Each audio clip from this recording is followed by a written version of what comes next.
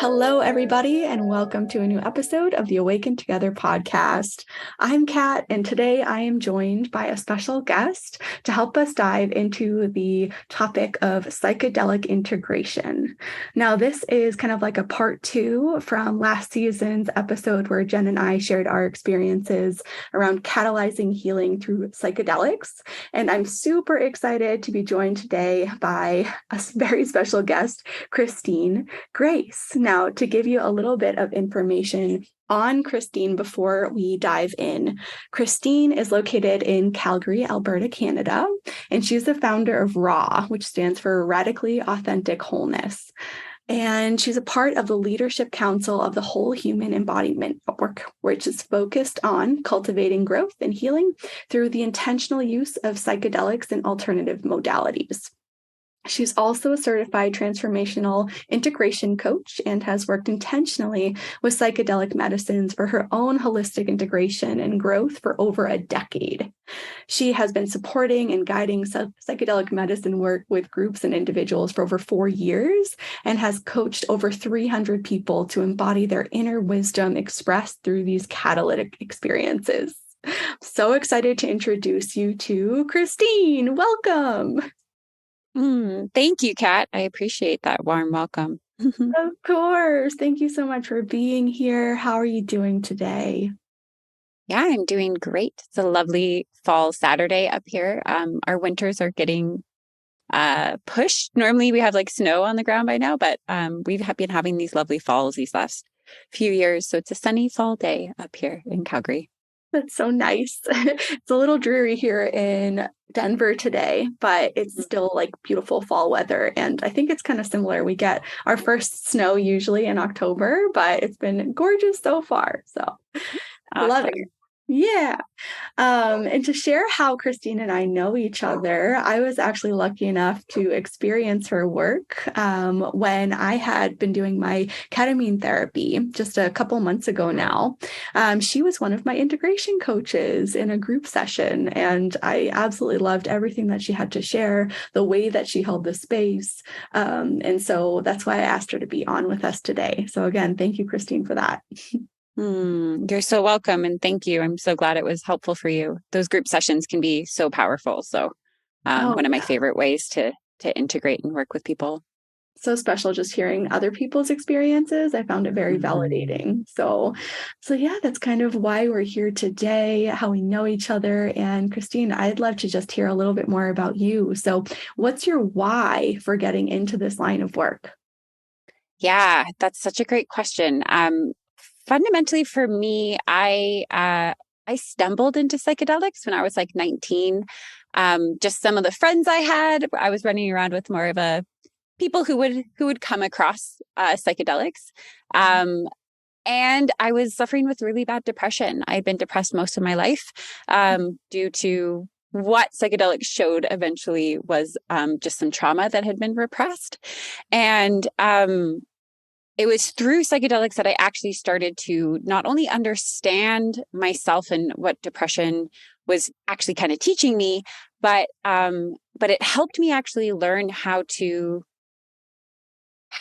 live a more embodied and happy life. And then I obviously just became really interested in them and have worked with probably, I think, 7 or 8 at this point in time, different psychedelics for different purposes and different healing. So once I learned that you can actually like get out of depression and heal, I just kind of became obsessed with healing in general. Ended up going down the yoga route, the alternative route, and have studied quite a few different alternative modalities because it's just so fascinating all the ways that we all the different layers of what it means to be human and all the different places where our expression might need to be integrated or healed. That part is just so fascinating. And psychedelics basically hits all different realms of our being. So basically one of the best modalities there is. So that's probably a quick way I could describe my why for this work. Amazing. I feel like different people can be brought to the medicine in such different ways, right? Sometimes I find it's like it's a really intentional one, like to heal something on purpose. And sometimes it's kind of you just stumble upon it because your friends are doing it or you're partying and it's introduced. And then you discover all of the benefits that can come with it down the line. I think that was more my experience as well, of just like, well, here's this thing that you can do at a show to feel good. And then it was so much more than that. I was like, oh my gosh, blasted me off on this journey as well. So thinking about that, in your experience, knowing how diverse and dynamic these medicines can be, who might be a good fit for psychedelic therapy and why? Yeah, that's such a great question. And I kind of approach it from two different lenses, because one simple answer is anyone who's interested in them. If you feel a pull, if you feel a desire, if you're curious, if you think it might be worth it for you, anything that comes, particularly if it's coming from our inner source or our inner sense of being, for sure, I would like encourage people to look into it. Other than that, anyone who actually just wants to learn about themselves. So there's become this big focus on psychedelic for healing, which is amazing. It was a big part of my journey. But psychedelics can be used to explore one's psyche more, to explore one's self, to explore spirituality, to just understand the world in greater capacity. So the alternate side of psychedelics is people who do want more introspection or more growth. Ultimately, psychedelics can be really good for as well. So I would kind of answer it kind of two parts there. If you're just pulled to it and think that it's something for you, or if you really want to intentionally grow and move your life forward. Both of those reasons would be good for psychedelics. And then don't use it if you don't want to. Like if you have a big old no in your body when you think about using psychedelics, don't push yourself. It's not something, it's not for everybody, you know, it's not the panacea. It's not going to help every single human. I think that's kind of sometimes can be a fallacy. If we're not pulled to something, it's not necessarily for us. Yeah, I love that you said that. And here on the show, we are really big into self-inquiry tools. We've dove into the Enneagram, astrology, Myers-Briggs, all sorts of different ways to just learn more about who we are and the self. So I'm kind of curious, do you have any examples of maybe from past psychedelic experiences or journeys that have really helped you learn about yourself? I mean, every psychedelic journey, I would say, helps me learn about myself. Partially because that's the intention I come at psychedelics or come to psychedelics with, is to learn about myself. Like that's one of, for me personally, the greatest gifts psychedelics provide for us. But anything super specific, the one that always stands out to me as like being a very transformative moment was in an ayahuasca ceremony when shortened version, I learned that basically the judgments I carry are only harming me. And it was this massive understanding of not only are the judgments I'm carrying about others or the judgments about the world or about right and wrong, not only are they only harming me, they're also, this part's kind of hard to understand, but they're projecting out judgment, which makes other people judge me more myself. So it like doubly harms me. And it was just this like deep visceral understanding of like, holy crap, like if I just release judgment, I'm not only releasing judgments I have on others, which harms me, but I'm also releasing judgments that might be projected onto me. And then integrating that becomes a whole thing. But that was like just a deep, one of those versions of like deep learnings that can come through psychedelics, that transformed how I interacted with my family, transformed how I interacted with like everybody in my life from there on out. Wow. So yeah, I guess that's how I would answer that question.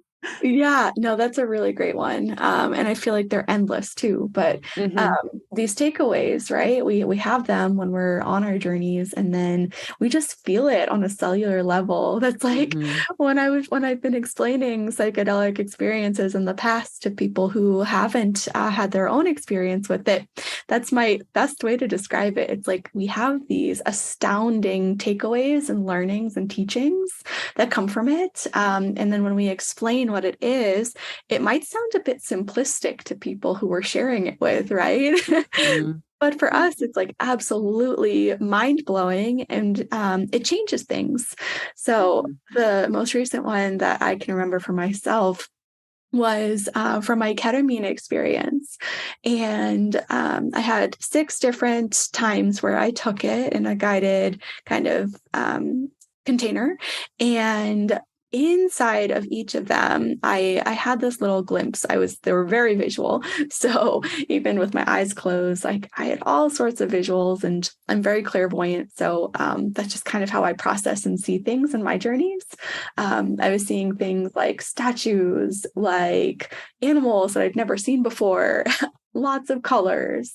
And it's like my subconscious was taking me on this trip. And the feeling that I was kind of left with after my dosage had, really waned off, was that I didn't have to protect myself so much. And sitting with my husband, I would always kind of talk about it after. He'd be like, waiting with bated breath to hear how my experience was. And every time I just was coming from this place of calmness and sereneness, and just like, the best way I can describe it is I was really sitting with my true self, my highest self. And I would just share about, my experience, my journeys. And there were some really vulnerable things that I would share, but I didn't feel like I had to protect my heart. Like I was very able to be open-hearted, and that didn't need to get defensive on no matter what the response was. And that was new for me, because in our relationship, my husband and I will admittedly like get defensive sometimes when there's really no need to be, but there's a part of me that feels like it needs to protect me. And so whether it's his tone that feels a little icky, or his volume, or the words that he's saying, it can easily trigger me. And so my ketamine therapy brought to light just that, and how, rethinking that a little bit of, do I actually need to be protective in this moment, or defensive? And having that simple moment of introspection and asking was able to get me to that point of like, maybe yes, and here's why, and I can communicate that, and we can have a conversation about it. Or maybe the answer is no, and I can just let that guard down and just be present with that love. That's so beautiful. I love what you said there too, because that's one of the greatest benefits I've seen in my years working with ketamine, is that pause that ketamine can provide, where you get a pause and more of a moment of choice to choose which way you want to go in this moment. Do I have reason to be protective and defensive, or don't I? And then you choose which way you go based on that little introspective moment. It's beautiful. That's so cool. Yeah. How has that shifted, if you don't mind me asking you a question, how has that shifted your relationship with your husband? It's shifted a lot, honestly. Our communication has really improved. We've also been in couples therapy because, I mean, I think everybody should be at some point in their life. Even if you don't think you have issues to work through, it's very validating to have the therapist be like, wow, here's what you all do really well, and here's areas of opportunity. So just a lifelong learner. But with that, now it's like whenever I can sense myself getting triggered in a conversation with him, I can have that pause and take it for face value and say, I am not in the headspace to have this conversation right now. And that has been pivotal for us. And just like even having a conversation around that, and how Kyle, he has let me know how he really, really appreciates to hear that, of like, I want to know when you can't have a conversation about something, rather than have you push along when you're feeling triggered. And then we just don't have a productive conversation in the long run. Right. And then we're like leaving the conversation feeling a little bitter, and like we weren't actually heard. Where if we just stepped away and then came back to this conversation when we were ready for it, it would be so much more smoother and flowy. So actually a service. Right, right. That's amazing that you've found that spaciousness within the relationship as well, Yeah. for the both of you. That's cool. Awesome. You. Yeah. And so thinking about different psychedelic medicines, I know that you have experience with quite a few. So Mhm. I'd love to just kind of hear your, I don't know, I don't want to say favorites, but like any Mm, preferences and differences among the medicines and really anything that you have to share on those different lights. sure. Yeah, I will do. How could I answer this question? I think I'm going to just do a quick overview as to what medicines I use and why, Yeah. if that works for you. So psilocybin was probably was my first introduction, um, and that one I think is one of the better introductive medicines. Ketamine also being a new favorite for me for an introductory psychedelic because they're particularly when supported properly, setting, all of that stuff. I don't know if we'll get into that much today. You guys went over that quite a bit on that first one, but setting are really crucial for psychedelic use always. So the guidance that's part. I'm going to assume these are all kind of guided, supported, proper journeys. Okay, moving Yes. forward. Fair. Yeah. But with psilocybin or ketamine, they're really good introductory experiences for us to start to learn what it means to surrender into the medicine, what it means to kind of tap into a more spiritual quality of our being, um, and are just really beautiful and pathogenic medicines, meaning that it helps us kind of connect to and feel the world around us. MDMA would be another favorite for me. My favorite for that one is actually couples work. A lot of the research has been on trauma, which is amazing for trauma. But I really encourage people who want to work with MDMA as a couple.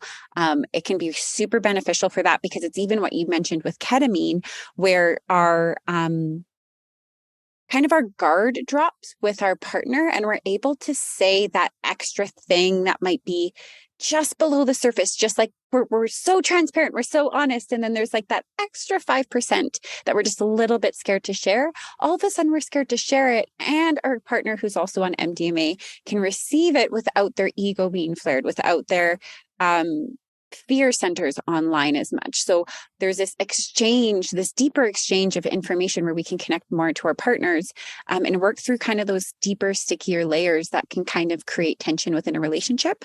So MDMA and my personal favorite for couples. Yeah, ayahuasca, I would say, is good for people really wanting um gosh, I have so many qualifiers for ayahuasca. Properly held container is needed as well. People who are trained, like there's lots of questions I would encourage people to ask before just going to an ayahuasca ceremony. But ayahuasca is really good for people who do have deep trauma and need people who really understand psychedelics from a spiritual lens and want to connect more to their the spiritual aspects of life is who I would recommend ayahuasca for. Amazing. That's actually one that I'm really curious about right now. I've Yep. experienced psilocybin, I've experienced MDMA and Yep. LSD, and ketamine now, and I'm feeling this like big pull to Aya. So Nice. actually, would you mind sharing some of those qualifying questions that you would encourage folks to Sure. lean into? Yeah. Yeah. So ayahuasca being from the Amazon has a really long lineage and quite a few different lineages. I'm not going to go into the history of that too much, but there's a lot of different tribes and different parts of the world that work with ayahuasca and work with it slightly differently. So some of the info I have is based on just the lineage that I understand, which is the Shipibo Kanebo lineage. So just one qualifier there that I'm speaking of only the one lineage that I really know about. But there's like decent training that you go through when you're learning to be an ayahuasquero and an ayahuasca maestro or curandero, where they are dieting plants and they're working with plants in a way to become allies, spiritual allies and spiritual teachers to help them learn how to work in the psychedelic realm. So one of the questions I would ask anybody who might be going to an ayahuasca or might be referred to an ayahuasca journey is find out how long the person has been training or studying. and what their this is just me, but what their commitment within that amount of time to the lineage was. Because some people are like, oh yeah, I've studied for 8 years, but they really only did a journey once a year, versus people who studied for 8 years and immersed themselves in learning the lineage, learning the tradition, learning how to actually work and serve the medicine. So that's one question I would definitely ask, is just like, what's their length of time and their commitment during that time. And then people will have different feels as to whether that feels like enough time or not enough time. And I want people can make their own decision on that. And then another one is just how many participants are going to be there for the amount of people holding space. And again, there's no magic number. It does depend on the expertise of those holding the space. Obviously, people who understand the medicine and all that at a greater capacity can hold more people. But I've heard of some journeys where there's like 30, 50, even 100 people in a room with like 6 or 7 people holding space. And that can be actually quite dangerous. So that's why I'm just saying with ayahuasca, there's quite a few qualifiers to me of what I would want to look for, particularly if your intention is to go in and do deeper trauma work or work on more core aspects of who you are. The space, the container, it's good for that to be held really well. So those would be 2 kind of basic questions I would ask. And then from there, you'll either know if you're feeling like, yes, I want to go work with this person, or not, or no. For me, and I'll just name the question of like how long someone's been working with the medicine, no less than about 6 to 8 years for me. And that's like pretty committed, before I would feel comfortable working with somebody. And yeah, that's just me, but other people might feel comfortable with less. Amazing. Thank you so much for these questions. I truly I've only, heard people mention ayahuasca, whether in books that I've read or listened to or in conversation, and just hearing from you who has so much experience with this, that's really, really helpful. I appreciate it. And if people are going down to Peru or down traveling, really doing your due diligence to find out about the centers, it's become a tour. It's become a thing of tourism as well. And we have to be just mindful of that. If choosing to go down to Peru. So just a quick little qualifier there as well. Thank you for that too. It can be so appropriating. So yeah. That. Yes. Yeah. Yeah. Then just to finish off the question prior, the other 2 psychedelics, LSD to me is one that's just kind of fun. There's lots of healing, lots of kind of re-looking at the world. But that's one I truly just use if I just want to kind of play and have fun. I've always found LSD is good for that. And then the last one that I'm really passionate about is actually 5-MeO DMT.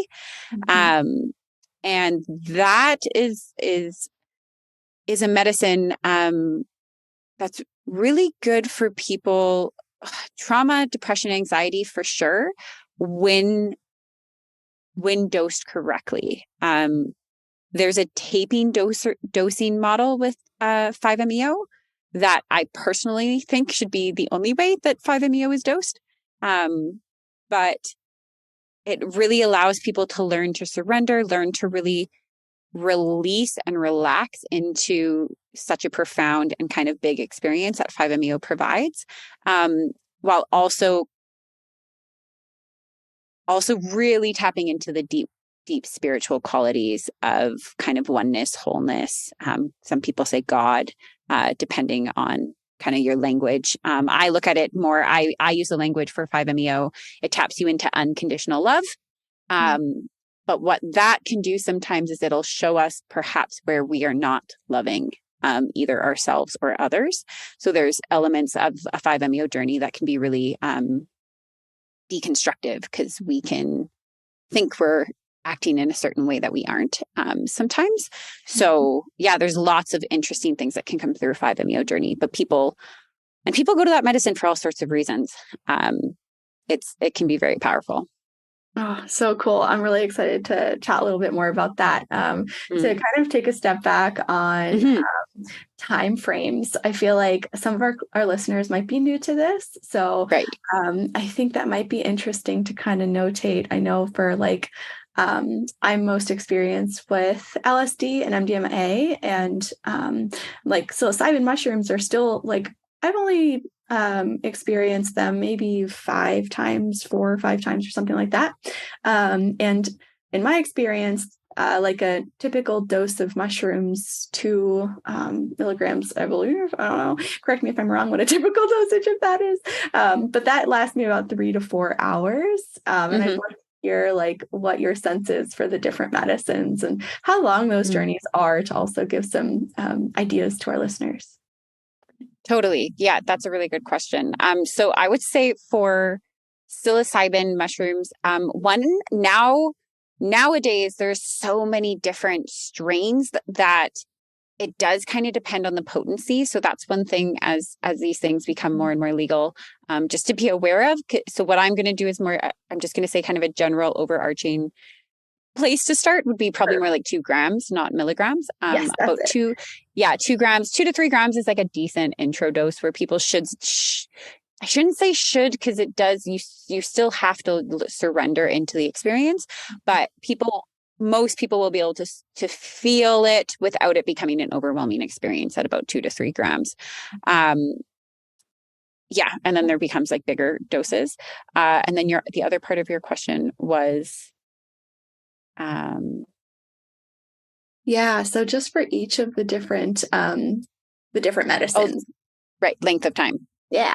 Length of time. Yeah. Yeah. So psilocybin is usually about 3 to 5 hours. If I'm ever holding space for somebody, I usually book at least 5 to 6. I always book longer than what is going to be needed, just so that there's always space. Um, but yeah, so for psilocybin, it's about 3 to 5 hours. MDMA, people say it's like 6. I always experience it of more like an 8-hour journey. The earlier in the day you start with MDMA, the longer I feel it takes to ground and come back down. Like it is a medicine that does kind of need you to go to sleep before you're going to feel pretty like sober again, in my personal experience. Um, LSD is about 10 to 12 hours. And then ketamine is about 45 minutes to an hour, hour and a half, depending on the method of delivery, I guess, of working with ketamine. Am I forgetting one? Ayahuasca is about 5 to 6 hours, I would say. Sometimes a little longer, depending on the ceremony itself, but usually around. Well, the whole ceremony might take about 8 hours from start to finish, but out of that time where you're actually under the medicine is about 5 to 6. And then DMTs, just like regular DMT, 5-MeO or NN-DMT. NN-DMT is about 15-20 minutes, and then 5-MeO is about 20 minutes to 30-ish, depending on dose. And that's why I wanted to go into the time frames, because they are so different, right?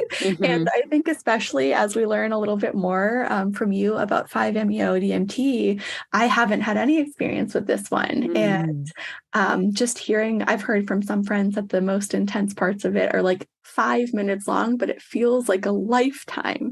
And so that's what really fascinates me with this one in particular. And I love that this is the one that you are like really committed to working with right now, along with the others, of course. But I feel like there's just so much more to learn. And this one may be the least talked about out of the rest of them. Like I'm thinking about on Netflix, How to Change Your Mind. Like this one wasn't touched on too much. Of course, it was a little bit, but peyote was even talked about more. So yeah, talking about how there's that like relation with God for so many people, and how it's just so intense, but in such a short amount of time, I find to be fascinating.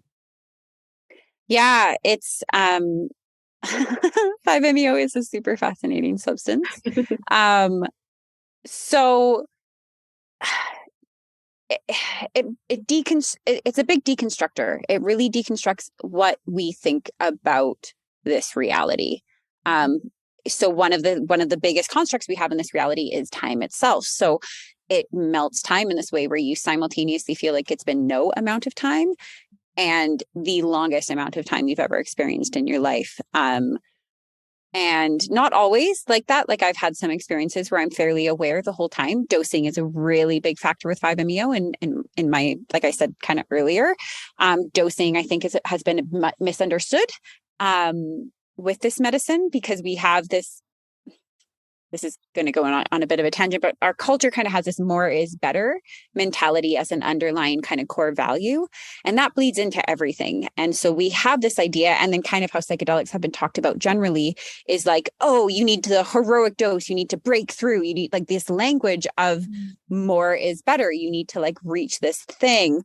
Whereas with 5-MeO, like I said, I do like I've learned a method from a mentor of mine who uses vape pens where you literally basically microdose it at first. Like you have a very, very small amount and then you just slowly increase the strength of the vape pen. So you walk yourself into what otherwise is often dosed with a pipe and you're getting a large amount blasting you off at once and is very, very, very challenging on the nervous system.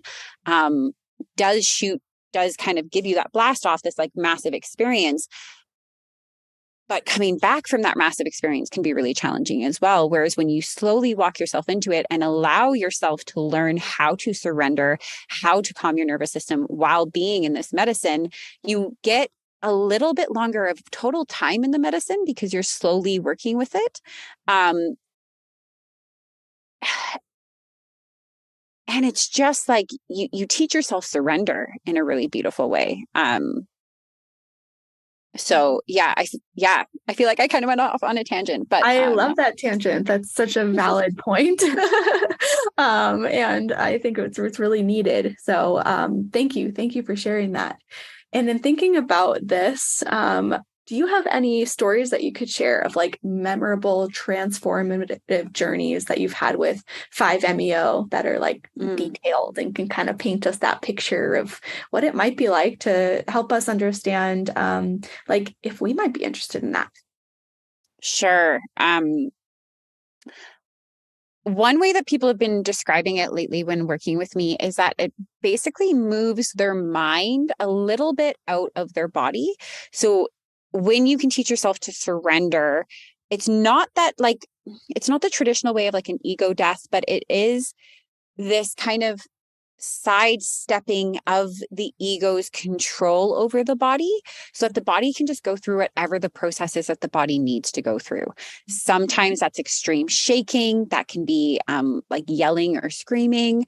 It can also just be the biggest cathartic release. It can be rolling around. It can be all sorts of things because that idea of trauma is stored in the body, which is like basically a proven theory at this point. I myself have released lots through the body, allowing the body to then go through what it needs to do, with which our conscious selves prevent due to like socialization and all these other things. Such amazing things can happen.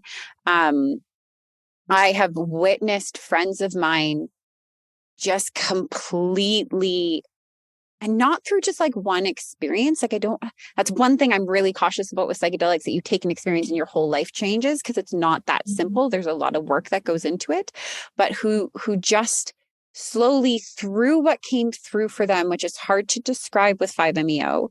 It can be simultaneously extraordinarily universal, like this understanding that God exists, and like deep knowing of it.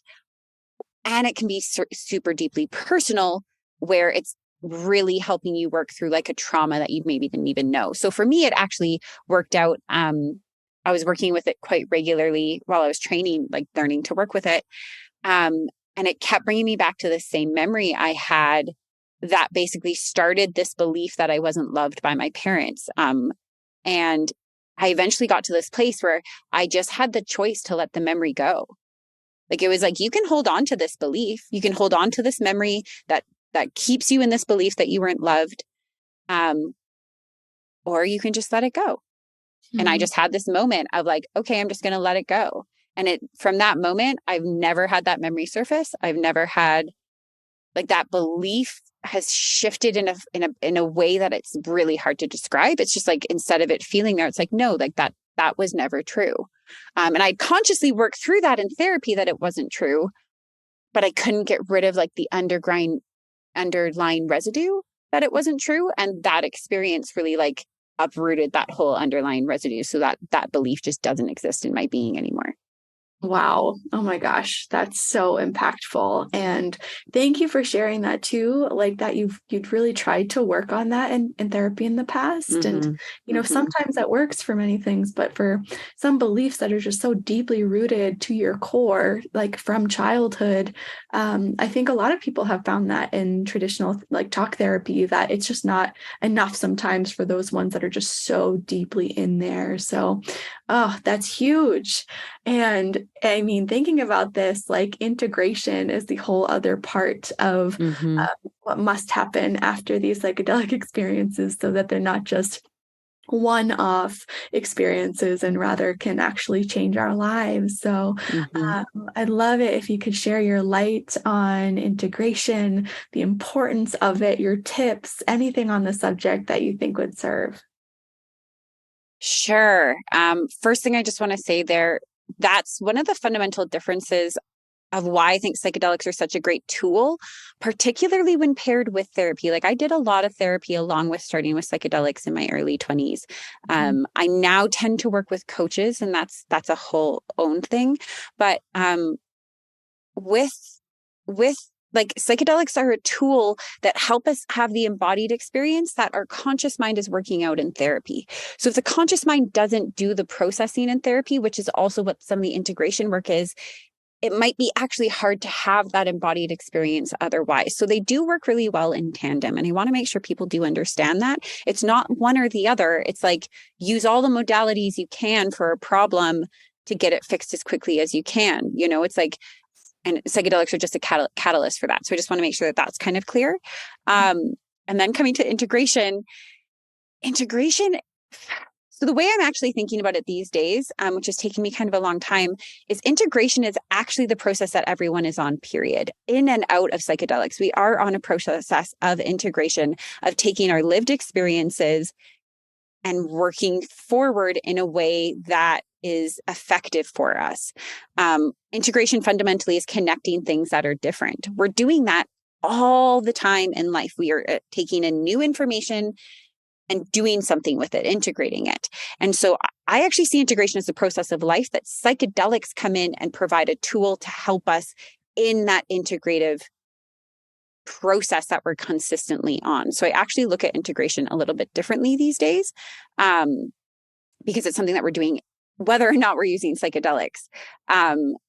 In terms of psychedelic integration, the reason why that is stressed is because psychedelics come in and they provide a plethora sometimes of a bunch of new information all at the same time. So then it becomes a very diligent and intentional process of taking whatever information that can be either deeply personal or deeply spiritual. It can totally change the way that we are interacting with our own concept of our place in the universe. It's taking whatever is given to us and restructuring how we relate to the world based on what was given to us in a way that works for us. So that means sometimes we have to let go of things that came in the psychedelic experience. You cannot take everything in a psychedelic experience as 100% truth. Like, there's metaphor, there's things, and sometimes you have to let go of those, and sometimes you have to let go of old beliefs and old stories that you're holding on to assimilate and move into whatever the psychedelic gave you. So it's figuring out what that is for each individual, which is sometimes can be an easy process. Like, I don't want to make it sound like it's this hard thing. That can actually be a decently easy process sometimes. And sometimes it can be challenging and quite a lot for someone to have to work through. I love that you said that, because in the past, I've had some super profound experiences with psychedelics, and afterwards, or even during, sometimes I'm like, oh my gosh, that was huge. Oh my gosh, this was life-changing. And then I'll start getting overwhelmed of all of the takeaways that I need to remember from this one journey. And then I'll start to like, all of these beautiful things will then turn into an anxiety. And so it's just kind of either something that I'll do sometimes is I'll either write it down in the moment if I feel like it's something I really, really want to hold on to, but don't want to stress about forgetting, whether it's in a notebook or my phone, which I don't like having my phone on me, but sometimes my notes app on my phone is just my easiest go-to. But yeah, just like making it simple. I love that. Like, what are like the one or two big things from this experience that I want to hold on to and maybe journal on afterwards and really sit with? Yeah.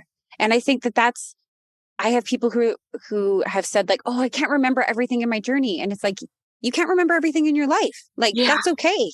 Like, just let it go. The things that are most pertinent for you that are really needed will stick with us. That's life. And if people continue to work with psychedelics, like if it becomes like, for me, it's an integrated part of my life. If people choose to do that, and it's on and off, I'm not consistently working with psychedelics, but I do use them as tools. If people choose to do that, the threads come back. Like something that came to you in your first journey all of a sudden pops up again in your fifth journey because it's important for you to work through. So it's also surrendering and letting go to just what the process of like learning and integrating and growing, which is not a linear process in and of itself. So the psychedelic process is not linear. Man, I have chills. That hits. Thank you. Thank you so much. Oh my gosh, you've given me so much to think about, reflect on, and kind of future ideate on where I want to go next in my path. So thank you. I know our listeners will glean a lot from this too. And how can we support you? How can our listeners connect with you going forward if they are feeling called to?